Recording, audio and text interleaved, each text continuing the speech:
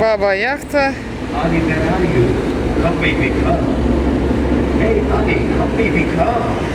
Там пещера, вот оттуда наш персонал прыгает.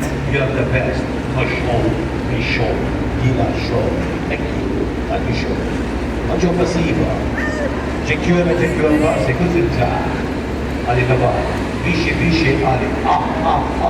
25 metre, 38 metre, 35 metre, 25 metre. Ali tamam. Ali dünkü gibi çok dikilme, tamam mı? Dün çok dikilme. Pasiyle ayakları büyük. Tam sık. Sağ ol.